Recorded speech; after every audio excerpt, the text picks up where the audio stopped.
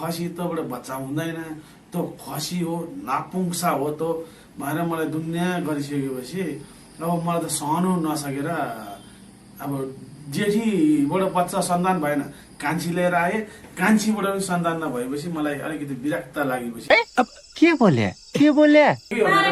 ऊबाट हुन्छ कि भनेर त्यो तपाईको ऊबाट भयो भने त भयो। के हो खास कुरो? अलिकति लाज घिन भन्ने त मान्छेमा हुन पर्छ क्या।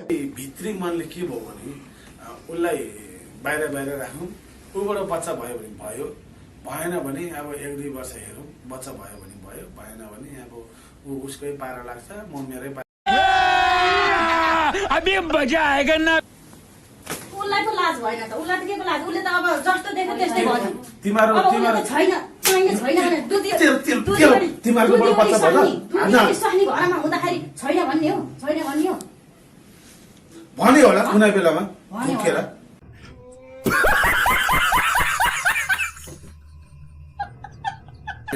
फेरि 3टा भइसक्यो त तपाईको। होइन यस्तो छ। बिहे गरेको भने यस्तो छ, मैले के अरे जेठीले ल्याएर जेठीको पनि बेलामा त्यो हुँदैन थियो कि परसर थियो, कान्छीको पनि पछि भएपछि त्यस्तै हुन्थ्यो कि।